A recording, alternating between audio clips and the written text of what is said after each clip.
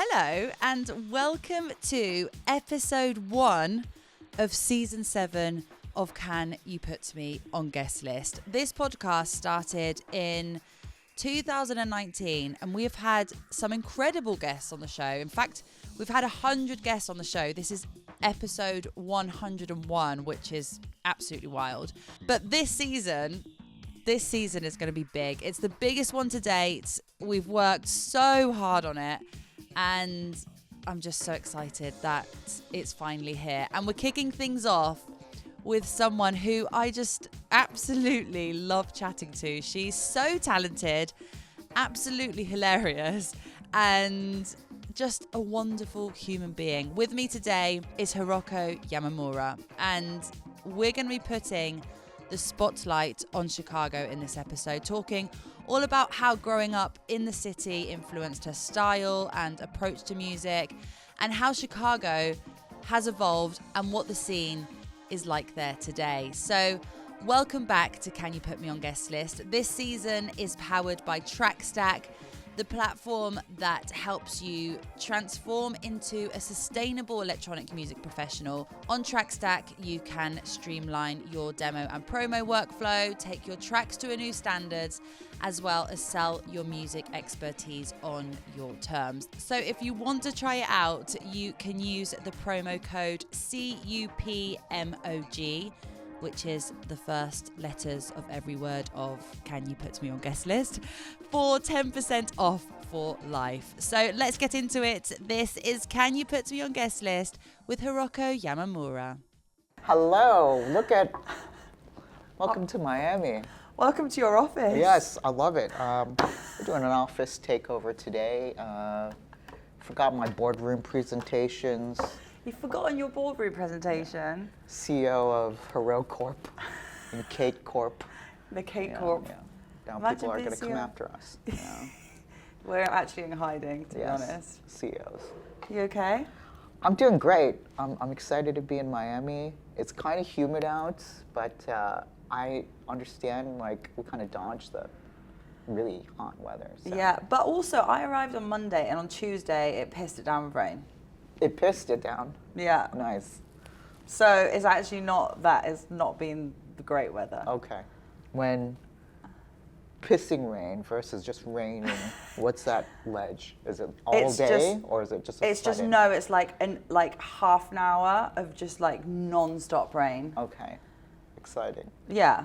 But I'm sure it's better than Chicago weather. But Yes. You like the cold weather. I do like cold weather. We're at a spot that has really nice views and pools and I can't appreciate any of it, unfortunately. I know. Yeah. Being inside is really cool. You like being inside. Yeah, it's nice. Yeah, it's nice. Why pay all this rent if you're not going to be inside? That is true. That is true. Miami's so pretty though, isn't it? When you see it from above. Yes. It seems like a different world though. It's so different than Chicago, where places, I know, it just feels super fancy. You know, I've only ever been to Chicago once in my life. Yeah? How long And it ago? was for a layover for about 10 hours. And I went to the Bean and I ate some deep dish pizza. Wow. And that was checked all the. basically did everything. Was it to your liking? Yeah, I liked it. Yeah. I think I need to come back and you need to take me around. Yeah, absolutely. Chicago's a great city, but I think because of the Midwest, we're going through more of kind of America's problems. I think the coasts are a little bit more stable, politically, morally. Yeah. And in the Midwest, everyone just kind of clashes. So there's just going out at night is not really great anymore. The crime's kind of through the roof, but I think it'll cycle back. People like the city, so. Well, I'm sure we'll get into that more in the conversation because I kind of wanted to talk to you about what is Chicago like. Sure. I've obviously never ever been out in Chicago in my life, but have you always lived in Chicago your whole life? Yeah, actually, there are places I lived, but I don't have any real memory of them. I was born in Charleston, South Carolina, actually. Okay. So I had a bit of a southern accent, if you can imagine that. No. And I had to get that deprogrammed at some point, as I'm told. And sometimes people say, like, if I drink a lot or get really angry, which is kind of common, a little bit of like weird southern accent will slip out, and I don't believe it myself. So, but yeah, those are the two places that I kind of have memory of living. So, I would like to know how everything started for you in music. Have you always known that you wanted a career in music, or like? Absolutely not. No, music. The idea of a career in music and even saying those words, there's a lot of scariness about that, right? Because when you can make this excuse like it's your hobby, right? It's a side thing. It kind of insulates you from criticism. It insulates you from like, well, that's just my hobby. That's just this thing I do on the side, right? So you don't necessarily take everything to heart. Once you start saying like you're professional or something, or you're doing this for real, you kind of mentally take that step. So I always avoided saying that. Like in music, there was also this fear that music as an escape and enjoyment would go away the second that I said this was something I was doing professionally. So yeah, where that is now, I don't know, because I'm still kind of, I don't know what's going on with the world. So yeah, it's a crazy place. You know, with everything with music, there's this acceptance that there's zero stability in that, right? It can be feast or famine from month to month, year to year, and you have zero control over that. It's really about what people's tastes are and what they like. Yeah. And you can, as much as you want, you can be like, I want you to like me, right? But that just makes it worse. Right? Yeah, totally. Right. It's like you become really annoying kid in class that wants the attention, and like, I've been that person too. So, yeah, I don't know. I always still don't know if I'm doing this for professionally or not yet. If this is like still just a thing I'm doing for fun, and like I happen to get paid like as a nice like consequence. Yeah, but you're crushing it. You're doing amazing. I like. That's AI generated. No, is it? No. You know, you never know, right? Because sometimes you look back and you're like, oh man, last year was so great, and this year is whatever, and you're just looking at the wrong thing. So sometimes people have to tell you, like, it looks like you're doing stuff. I always think, like, doing these interviews and doing the podcast, that what I've been told before is that, like, I think sometimes it kind of like gives the artist or the guest that I'm talking to the opportunity to kind of stop and look back on their career and stuff that they've done, because a lot of people just like, you don't really think about what you've done, you just carry on and carry on. But I think it's really important to like stop and reflect and think like, where am I at? Like, what have I done? What goals have I reached? What haven't I reached? I'm also scared to like think about the stuff that I've done too. There's like, there's like war flashbacks. Yeah. Like you see in memes and stuff, like that's kind of part of it. So I don't think about it so much. Well, we're about to talk about it, all right, so sorry.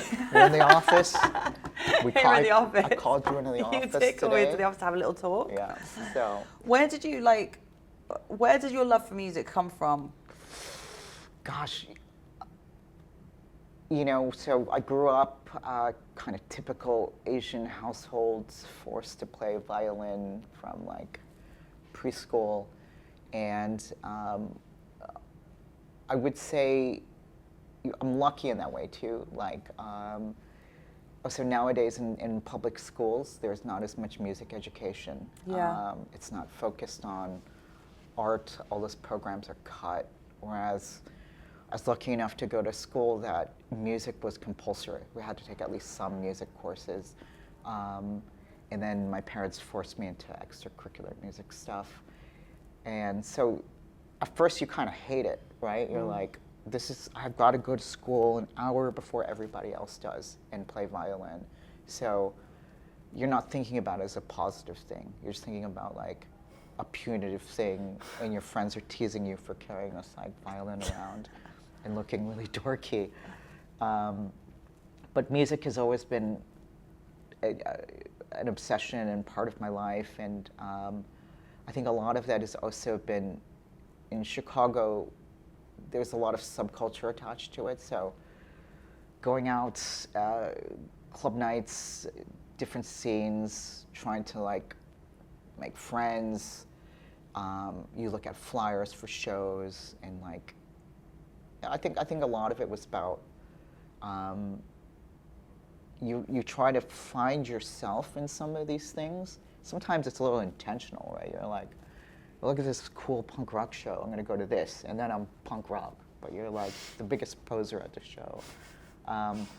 But you really just get a music education, and I think for me it was going out to shows all the time, obsessively listening to music, and I think I was also really lucky that I had friends with like older siblings that were into like the coolest music, and they would be like, you gotta listen to the new My Bloody Valentine album, not New Kids on the Block. And I'm like, all right, you know. So we're talking all genres here, like you were just listening to loads of different stuff. Yeah, there was kind of like the techno thing. When I really got electronic music, I think was when alternative and grunge really became like the thing on MTV, and you felt like you had lost. This is how cheesy I was, right? Like you associate yourself so much with like the alternative music scene that once it starts to get popular, you kind of run the other direction, and that's kind of when techno was hitting. Well, as far as I could tell, was hitting my optics in the Midwest, and so.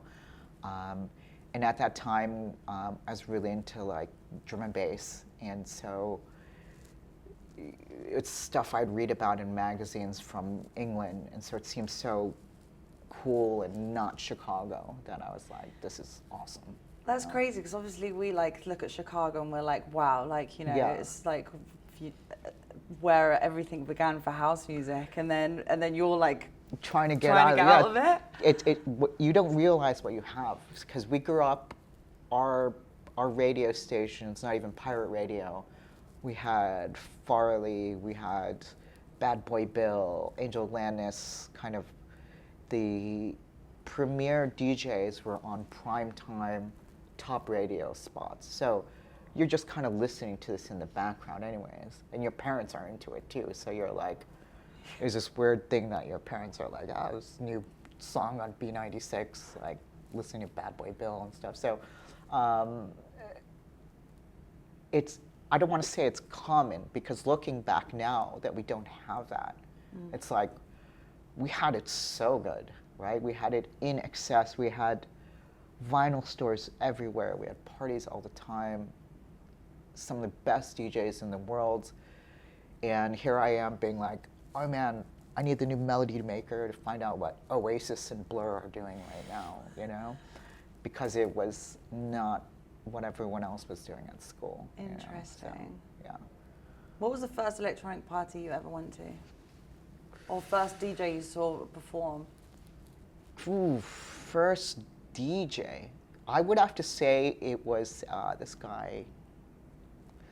Maybe it was this guy, DJ Transit, from Chicago, still active, really amazing producer as well and in bands. But he would play like new wave with house and techno. And so Chicago, everybody kind of just mashes stuff together. And so you'd go out and listen to some like, thinking you're going to some like industrial night, and DJ is mixing in some Little Lewis or some kind of classic house songs, and you can kind of see the diversity of the crowd in that way too. Yeah. So we had it really good in that way. Do you miss it? I do miss it, and I think there's always this like, when people are critical of people who are new to the scene, like, you don't know techno or you don't follow these kind of definitions or rules that maybe they follow or find important, especially if I know them or we grew up together or party together. Like, we had it amazing. Like, we got to go to underground parties. There were vinyl shops that people would tell us what was good music, right? And we had people to look up to, and people don't have that now. So because the vinyl shops don't exist? it's just, it's this idea of also like third spaces, right? Yeah. So now, you know, it used to be like you could go somewhere without money and you'd run into people or meeting places or with just a little bit of money, versus now you have to spend money to go out. And the thought that the same people will be at that club that next week, and then you become friends after kind of maybe not dating each other out a few months and then being like, hi, you guys are at the same places all the time. That just doesn't seem to be a thing right now. Maybe that'll happen again, but it was a thing then. And so it's like, we got to make friends from it. We were told next steps in our career. We were given advice. I think that stuff is not as readily available to people nowadays. Yeah, I guess it's community building. Like, that club culture is creating the community, and if that's not there. And I think part of it is there was a scarcity, right? So now there's this idea like there's too many DJs. I think back then it was like there's not enough DJs, so DJs were always trying to kind of pass along their lineage, or there was no threat of you coming into their zone. Like, you're just some idiot poser kid asking questions. So they're going to answer you honestly because they're not thinking you're going to be taking money out of their pocket. Yeah. And I think that's kind of changed right now, where people hold things so close that, and maybe it is that way. Like, you do have to protect your stuff. I don't know. Yeah, like the knowledge isn't passed on. That sucks, right? Like, yeah, of course. Especially since it was given so freely and in such a nice way to me, and in a way that really changed my life, helped me out, made friends, probably am alive because of all these things. To criticize kids that they don't know those things now, I think is wild, because I'm sure they would love it, right? They would love to be there when, like, Daft Punk first dropped this track, or kind of the turn of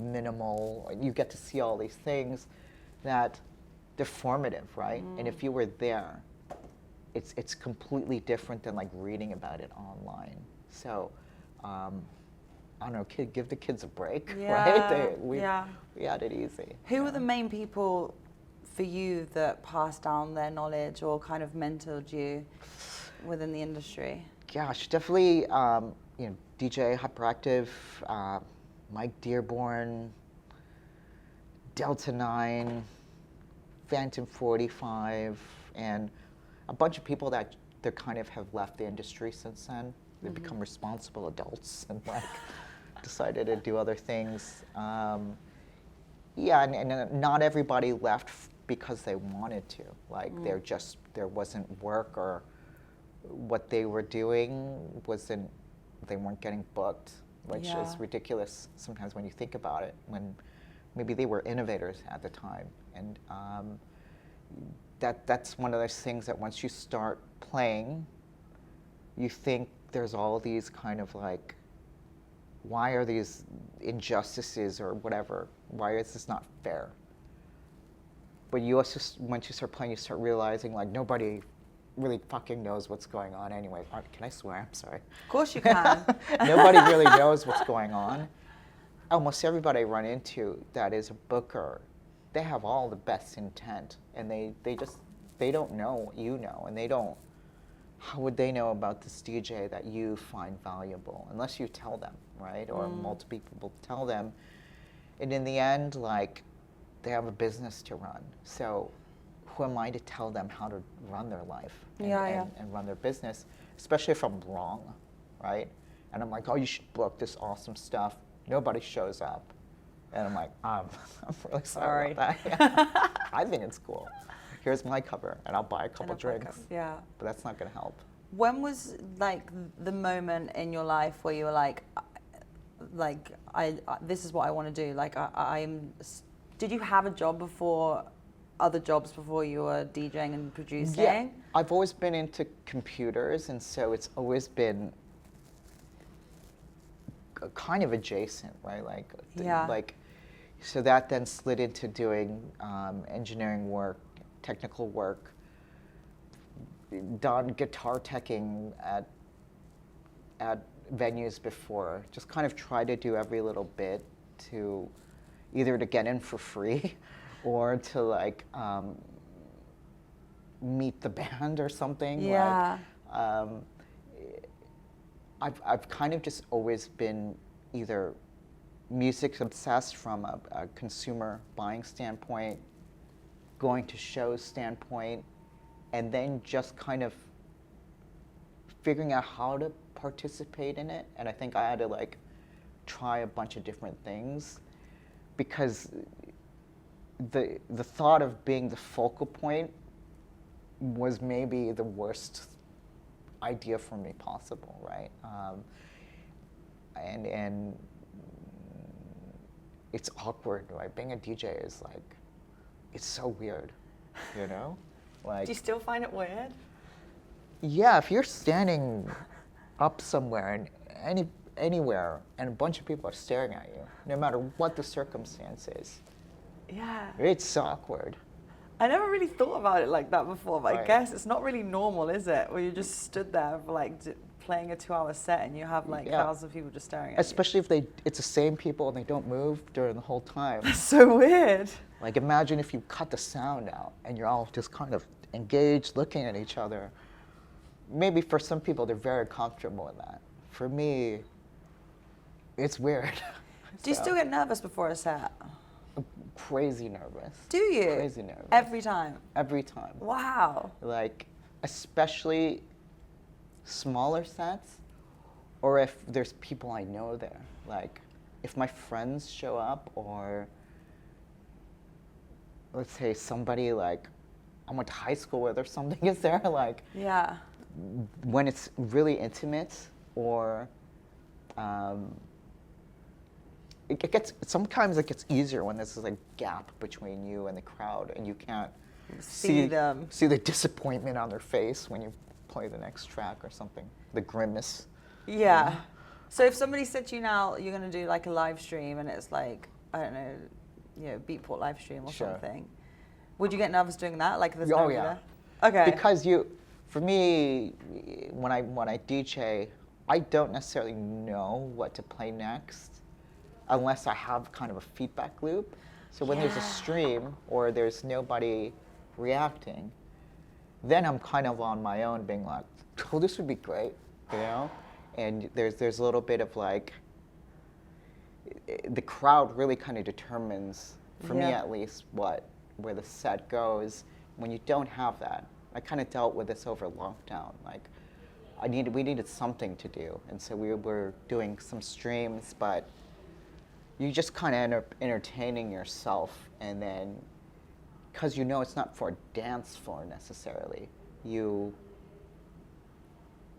kind of noodling around half the time, and you don't know. You're like, is this for dancing? Is this for like people studying? Is this for like? Yeah, who's listening to this who's right listening now? to this right now? What's this for? So I actually had a hard time, and I decided to stop doing that because it did feel a bit disingenuous for me. Yeah, I can imagine. Yeah, I was like, and it generally, when I was recording streams, it'd be like one friend in the room, like drinking and just like talking to me while I'm trying to record this mix, and they're off camera, of course, right? And since they're my friend, they are trying to make me mess up a little bit, right? So So it just looks like you're talking to yourself, basically. Yeah. I'm trying to look cool and talk out the side of my mouth and like make it look hip, but that didn't work for me. But I think with Twitch and all this stuff now, like I regularly tune into Twitch just to listen to new music, hear new DJs, because I think a lot of that's where a lot of new talent is coming up too. From Twitch? From Twitch, yeah. I think it partially is maybe just my own world and maybe your world. We kind of do run into the same people over and over, right? So there is, after like 10 times, you're like, all right, I don't need to see this person again this year. You want a little bit something different, and the way that people program for online sets and interaction, it's completely different. And I really kind of enjoy it that way too. So you enjoy it that way? I enjoy it that way. Right? I don't go out as much as a lot of people, I guess. So, you know, a lot of people online also will they'll be like talking to the audience as well. And you're like, oh, sweet. Do you like that? I could never do it personally. Yeah. But as a consumer, especially if like I'm sitting at home and there's nobody to hang out with or talk to, it's like there's people in chat, and they're actually there week after week. So there is this like kind of online community that builds that I'm not seeing at physical clubs right now. Yeah. And you're like, yo, what's up? How's the dog or something, you know? Like, or whatever is going on that you remember. What is the scene in Chicago actually like nowadays? Like, as I said before, I've never been out of Chicago before. What's it like? Like, are there many clubs that are open at the moment? Yeah, there's a bunch of clubs. I think I've said this a couple of times. Chicago is one of the most like segregated cities in physical, religious, ethical, moral ways than a lot of other places. We're squashed in the middle of the coast and between two countries, and so you have a lot of clashing ideals, but that also builds a type of person that is able to talk about it, right? You're able to kind of like be like, what the fuck, like, I don't like what you're doing, or people tend to bring up things immediately versus kind of let them linger a bit. So that also just turns out to a bunch of shit talking, gatekeeping, everybody kind of doing their own thing. And that what ends up happening is you as a whatever, there's an established event or club or party, and they have their own thing going on, and you don't get booked, let's say, and you're not part of that. And you get frustrated and that you're not part of this thing. But it's just then at a certain point you're like, why would you be? They're already a thing. To kind of come in on the outside and be like, why aren't I part of your guys' gang? And then you realize you don't even really know these people. Why would they include you on this? Especially if you've not taken an effort to show why. But that's also what's great, like the north side house, south side house, west side, that chopping up has led to completely different sounds, right? So it's a good thing in the way that the end product, everyone is doing their own wild thing, because there was somewhat a lack of communication and a lack of working together. So there's a little bit of like tribalism going on. But the downside is nobody really works together on stuff. So collaboration is not necessarily there. It's not nearly as economically viable as like in LA or New York.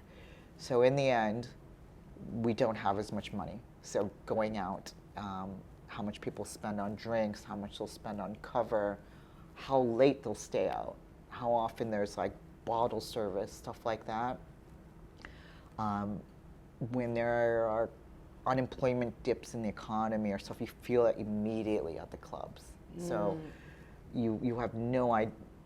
Like a DJ, I would think, would sell out a 4,000 capacity venue. A 300 capacity venue will not be full. So I kind of don't necessarily know what that gauge is. That's crazy. It's like this, and so what you start to see is artists will leave Chicago quite quickly. So if we look at the most successful DJs from Chicago, very few of them still live there. It just doesn't make sense for them, because it's not really a place for that. It's like an incubator for it Anymore. It's got all the pressure cooker and culture to create great artists, but for them to go to next levels, most people have to leave Chicago to kind of take those next steps, from what I've seen. I also know like a small slice of stuff and could be completely off. No, it Yeah. makes total sense. What do you think would need to change in the industry in Chicago for that to not happen and to keep more of the creatives within the city? Gosh, I think we're talking about things that have nothing to do with music. I think it's about like financial equity, about kind of political equity, the difference between a high-paying gig and a low-paying gig. It's just like you would expect in an office almost, right? Like you've got this like 1% and then the 99%. And everyone's fighting to be part of this 1%, but then you're like, why? You know, Yeah. there's this other stuff if you don't keep thinking that you need to be like John Summit or Blessed Madonna and like these kind of like once in a lifetime or single generational artists, right? You don't need to compare yourself to them. They are the exception to the rule. Yeah. And to think like, I should be John Summit, like everybody wants that. There's not a single person that doesn't want all that comes with it. Maybe, I'm sure there's bad stuff that comes along with that, but you know, to be like a top DJ in the world. It's hard.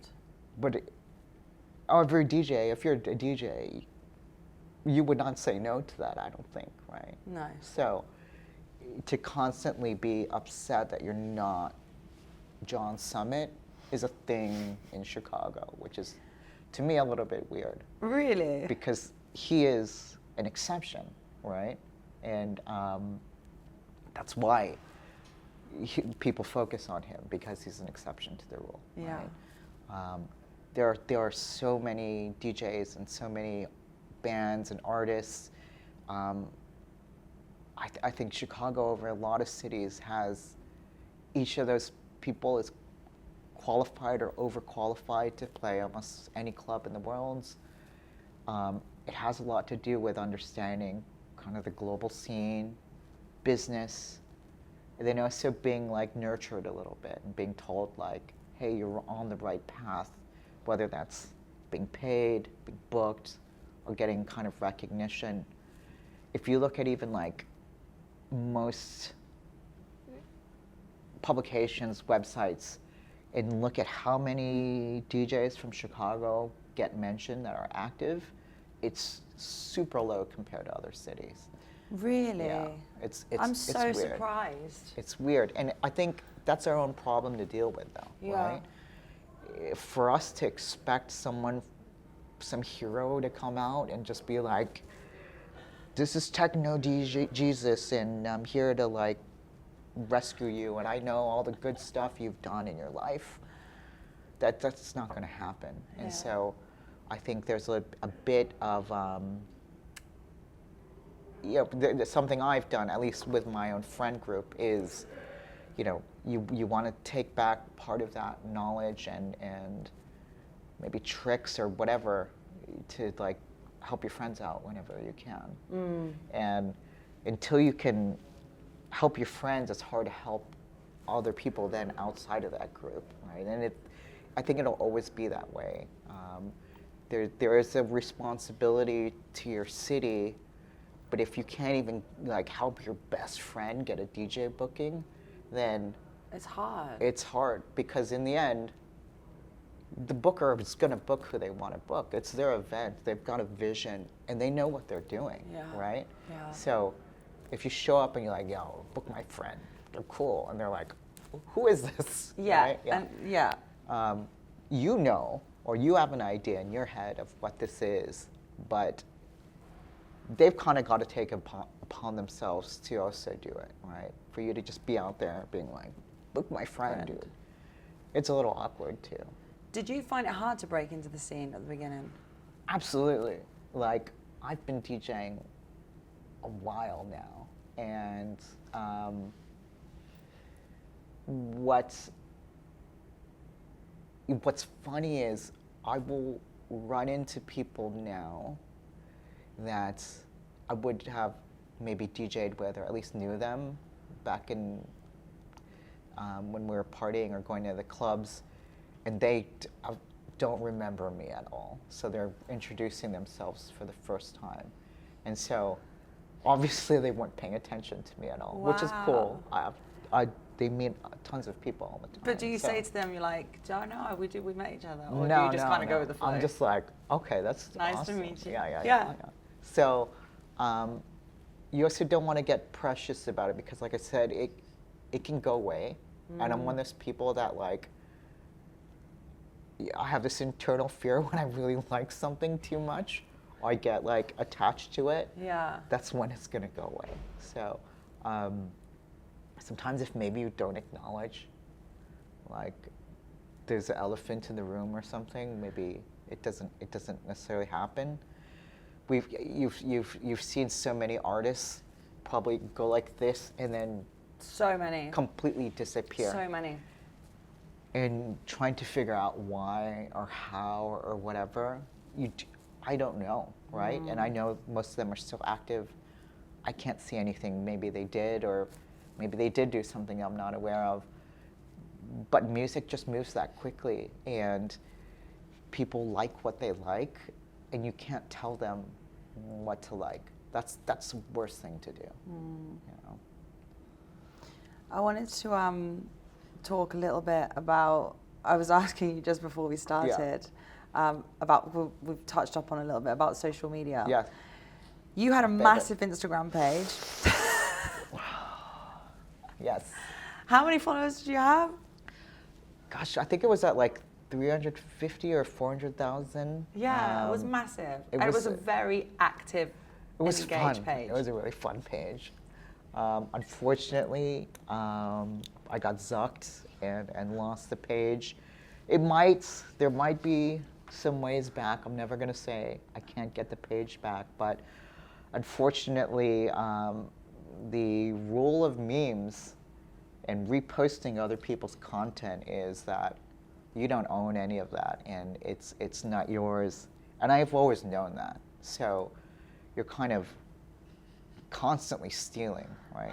But in a way, it's kind of like DJing, right? You're playing other people's music. You're getting all the allocates for this person's track. Like, you're up there like, oh, and you have nothing to do with this song. You're like, I just really like this. That's all you're saying. You're like, this song is great. Kind of going into legalities of like ownership and copyright and all that, it gets messy when you start getting into like, really, if I repost a picture of Sailor Moon, I'm really not supposed to do that according to those terms. So, but I understood there was some honor amongst meme pages. So yeah, there will be karma for me losing my page, and because I'm less occupied by that, I guess I'm probably like a bit more problematic of a person now, because I'm not like this all the time. I mean, now you started up your page again. Yes. Which still, like, I think everyone, that will build really quickly. I don't know. It's one of those things that like people are like, oh, you should tell people you got deleted, and I'm like, how do you do that though? Because you already got deleted, and like I think you and I would talk through Instagram most of the time. Yeah, so we did. I don't remember who I need to like re-add. Sometimes you can't remember. Most people's usernames aren't their real name either. It's like some like anime character or something, right? Yeah. And their picture's not necessarily them. And so you're because you lost all your mutuals and all that, trying to like reconnect with people. I've lost That's the biggest thing is losing conversations with people. And I guess that community that you'd created. Yeah, and like, right? and people that we just share like memes that you couldn't even post, right? Like, this is totally funny that you can't post this, or like, they're a famous artist, so I can't link it. the fact that they sent this to me back to them because they'll get canceled. Yeah. I'm like, I'll totally post that, you know? Has losing the page and not having a following affected bookings in any way? It hasn't, but we'll see, because, you know, things get booked out ahead. Unfortunately, I know it's a thing with places that, like, how many followers you have. Which is ridiculous. But I've always said, like, this is a meme page. Like, it would exist whether or not I was DJing or not. The idea to use my name instead of like making up some like corny meme page name was more about like having people, making them type out my whole name, right? Which people always forget anyway. So it's like, it's kind of mental exercise. Like, if people write out my entire last name and remember it. Because it's funny, like, there's lots of flyers, especially when I first started playing, that promoters would be like, we're just going to put your first name because your name is too long. And I'm like, what, is it really? That's not my name. So that's when I was like, oh, I'm getting cool now, because now I get my last name on flyers, right? I'd have to like, once my last name started getting put on flyers, I was like, now I'm successful in the DJ industry. I can't believe that. People are actually like, I'm not putting your last name on. Well, I'm also like the opener of the opener. Like, no one cares. But I was like, there's also just someone has copyright on the name Hiroko. So I legally can't use that as an artist name. Somebody called Hiroko? It's a common Japanese first name. So it's like Steve, you know? So it's like makes sense. To me, it's like having Steve on a flyer. I'm like, oh, Steve is playing. Yeah. So in Japan, just have Hiroko would be like, okay. John. Yeah, John is on the decks John's tonight. on the decks tonight. So. Well, you know, I think that the page will grow back up. I mean, I'm not stopped. I can't control myself. So. I just love it. I love the way you think about how, you know, it's like DJing. Like, it's not specifically your tracks that you're playing. It's the same with the page. You're taking memes, and but you're a curator. It's not even that. It was like, I'd be sending you this over text anyways, and be like, isn't this funny? And so, why, if it's internet appropriate, why keep it in a group text when I can just post it to everybody and we can all have like a laugh about it, or like some kind of feeling about it, instead of like these typical group texts where we have like just firing off all night, all the time. You know? Do you get loads of people just sending you memes and stuff to post? Yeah, that's what got me in trouble, actually. But we won't go into those specifics. Yeah. But that was part of it, and I think really getting to share those like either terrible jokes or emotions with other people. It's still something I enjoy, and I think, you know, it's important that still just be a meme page, and once in a while I'll throw an advertisement like, you should buy my record or you should come to my show. Perfect. But it's also like, I don't go to Instagram to be like, what record am I buying? Yeah. What DJ is playing in my town tonight? There are other resources I go to for that. Yeah. So I use Instagram the same way I consume it. So I look at it for entertainment. I want something funny, pretty, gorgeous, or something that like kind of takes me away from whatever, versus like, buy this, give me money, come to my show, I'm amazing, here's me jumping around to a shaky camera or something, you know? You can do that a couple times, but I personally don't think people really want to see that. you know, maybe with some artists, but I would love to see you. I think it'd be really weird for me to be like, You'd be so funny. I don't know. You'd be so good having you just talking to the camera every day. You could do like a little Hiroko update. yeah, I'd just Today- be like, I'm playing Tekken tournaments for the 100th time today, and eating really bad fast food. No, do you know what I would love? If I could if I was like your content manager, I would say you should do like It's a good meeting place for it. here we go. Where's the contract? You could do like every morning, like the food and the life, a day in the life of Hiroko, but what you've eaten. But it's so repetitive because it But really it's so is the good same because thing that's why it'd be every so day. funny. You would just be eating the same thing every day, and you'd be like, these chicken nuggets today, extra crispy. Some people I think are really comfortable showing their lives, Yeah. I think, online, whereas I think for me, I really do think my real life is that dull and boring. Like I really do Really? play on the internet and play video games all day. But this is at why I night. wanted to get you on the podcast Yeah. because like I'm actually quite in awe of you. Like Yeah. you actually fascinate me because every time like I see you, we've always had like really lovely connection. Of course. But I was like, I don't necessarily know much about, you know, like your story and that's what I want to have a really Sure. good chat and know more about you and what you do and There's a bit of like, I think, intention for me not to like put my really boring, sad life details out there too, because it's also like, I don't want to talk about it necessarily either, because it's also like, God, I wasted a lot of time on a lot of dumb things, and I've done a lot of dumb, questionable things in my life. So I also don't like necessarily talking about myself. Sometimes, you ever watch interviews with people, and some people can be so self-congratulatory, and like, yeah.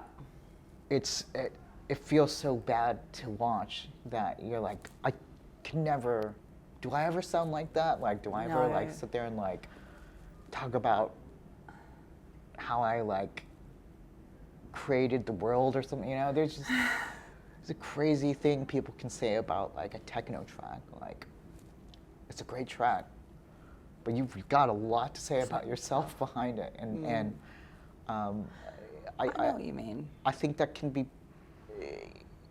sometimes those are the people that I find problematic in the industry as well. Like when I've hung out with them personally, there's some weirdness or something with them, and we just end up not getting along, or they've done something to friends that is questionable. So you start to kind of associate that too, where there's this like people that need to be bigger than life. Yeah. It's like, do you really? Maybe if you're like, I don't know, an actor or something, but even then, most of the actors I know, they're like the chillest people in the world, right? And they only say things because they have to like inflate this idea of their roles, Yeah. right? We're not playing roles on TVs as musicians or DJs, so you don't have to create this narrative of like you're Spider-Man or whatever it might be, and act like Spider-Man on an interview, right? Just some person that like you just like do like this. you Yeah, know, no, I so. got you. I mean, doesn't it get tiring for you sometimes to sit there and?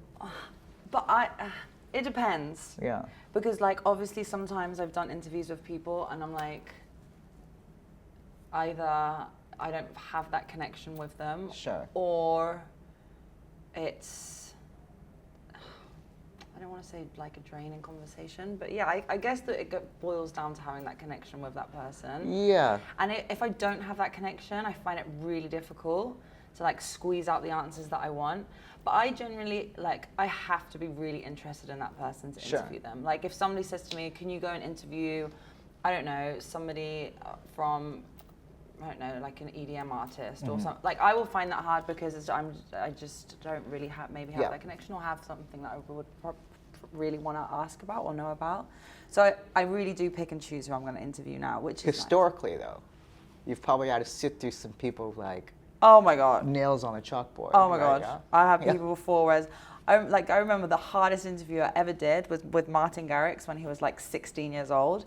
And literally... That's kind of weird.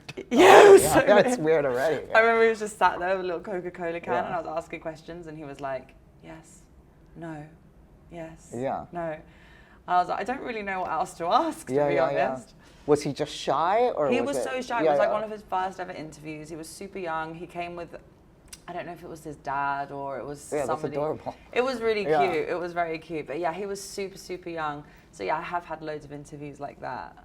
But you got to go through it. Yeah. I think I've watched enough or read enough interviews where there's just like this paragraph about this one loop in a techno track. And you're like, I don't know, man. That sounds like a preset loop to me.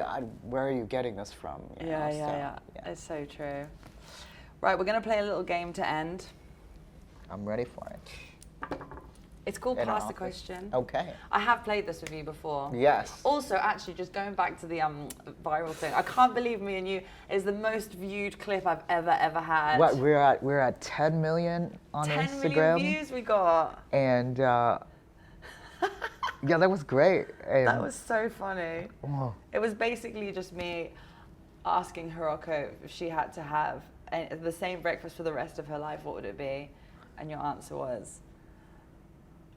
What did I say? Diet Coke and a cigarette. Cigarettes. I've got a Diet Pepsi with me today, actually. So, yeah, I'm sorry about that too. We should have like hosted it elsewhere. I should have like known there was like imminent danger on my account. So, yeah. No, it's good. Okay, so pass the question. Every guest passes a question to the next guest. Okay. So your question from the last guest is, if you could have guest list for any historic event, which would it be? Guest list for any historic event. Let me think about something I couldn't get into. That will probably. But it could be like anything, like thousands of years ago. Guest list for any historic event. God, I hate the word guest list anyways, but... Sorry, this is my podcast. It's let's see. I'm totally pulling this out of my ass right now. I would have liked to have been on guest list for...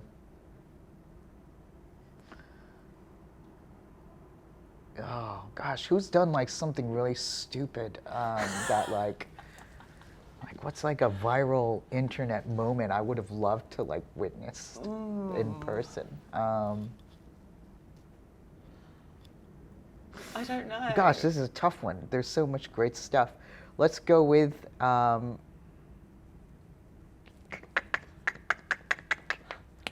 something random that's happened on the internet. Why does Seth Batts things just come to mind? Yeah, man. That's pretty good too. Maybe the guest list, The Last Supper. I don't even know what The Last Supper is about though, right? I know there's a picture. Guest list to... I actually don't even know what I would say, to be honest. Maybe like the royal wedding or something. A royal wedding? Yeah, something like just totally random that I'm definitely not allowed in there. And we could go dressed like this. Yeah, at a royal wedding. Just show up. Imagine. Lady D being there, like the most beautiful thing in the world, and just like being the most offensive person in there. But you can be like, well, I'm the guest list, dude. You know?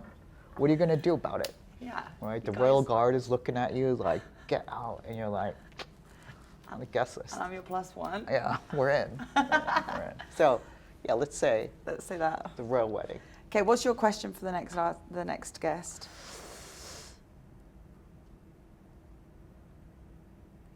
What can you do to help a local DJ? Okay. I like that. That's not really funny though, is it? It's good, but it's insightful. Maybe it should be offensive. We'll leave it at that. We'll leave it at that. We'll leave it at Everything that. else coming into my head is like not for this. My last question for you is guest list related, because the podcast is called Can You Put Me on Guest List, is do you have a guest list rule? I do. Okay. I especially if it's a like local event or something that's fairly priced. If you're my friend or whatever, and we can support the night. So I personally don't like asking for guest lists unless it's a logistical thing, right? So it's about, I can't get in without it because I'm not cool enough, right? Yeah. So I think it's really important to, 1, 2, 3 people could make the difference on an event. So if I bring 5 people and those 5 people, let's say they're rich or whatever, they're paying to get in, right?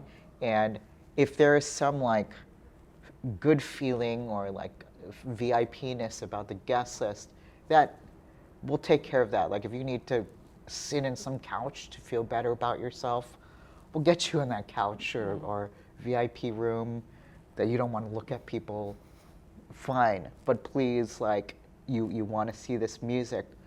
I think so much now, other artists we're also consumers, right? We're also fans.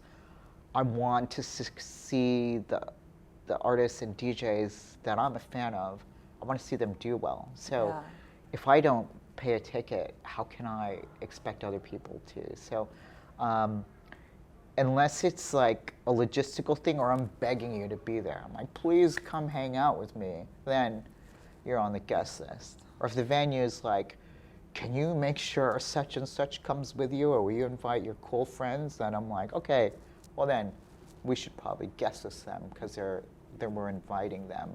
I think it's that's the difference, right? Yeah. Most of the time, I'm dragging my friends kicking and screaming. They're like, yo, you know what time it is? You don't want to go alone to this party? Like, what do you mean? You're fine. I'm like, no. You're coming with me. I need somebody to come with me, right? So I don't necessarily have that problem that maybe a lot of DJs have. But I also like don't engage when people are like, hey, it's the night of, and you're playing a show and your phone is, I just don't open those messages because you know what people are texting about. Yeah. And you also know like how awkward it is to go to the promoter the day of when they've set all the logistics, everything is printed out, and ask. You're really inconveniencing people at that point, right? Yeah. And they've told you clearly when cutoff is. They've told you clearly what the rules are, and to go in and just be rude about it, I think is for what? For $20? Like, I'll lend you the $20 or $30 to get into the show versus having to make me like text this person and be like, oh, I'm sorry. It's such a horrible feeling when you have to go and like message a promoter or whatever, or even asking a DJ like, can you add more? I hate asking for guest list. I hate asking for guest list. And it's like the others. I get it. If you want it. Yeah. If all of your friends are backstage, and you're sitting there in front of speakers alone, then I get the aspect of like there's a physical barrier between you and your friends. Yeah. So kind of guest list where there kind of needs to be this third thing now, right? Where like, yeah, we get it, you're important or like you're cool or whatever, and you can be in protected areas and trusted, let's say, right? You're not going to go like stealing stuff or like kicking equipment over. You can be backstage or should be backstage because that's where you're wanted, right? Generally, the thing is like, people think there's all this stuff backstage, and there's not. There's just like people trying to get their job done. Like, and lots of wires and lots of people bumping into each other. There's not really that much. There's nothing to really do. So when people are like, out. can I get backstage? I'm like, what are you gonna do there? You're We'll gonna just get in sit the there? way. You're gonna get away with people trying to do their job, and like, I think, yeah, pay, but you can hang out and be cool too. Like it's some kind of like star seal where you're like, you're a cool kid, but you have money now, and if you think there's some value in this night, like half of this place is guest list. Like how can you expect it to like keep going? Agree. You know? Totally agree with you. Hiroko, thank you so much. Thank you. You are wonderful. I had a great time in the office today. There we go. We've got some work done, signing some contracts. It's a beautiful. A lovely, beautiful day here in Miami. Thank you for having me. Miami Music Week. Thank you so much. We're not done yet. We're not done yet. No, this is Tonight. just the beginning. Tonight. Bye.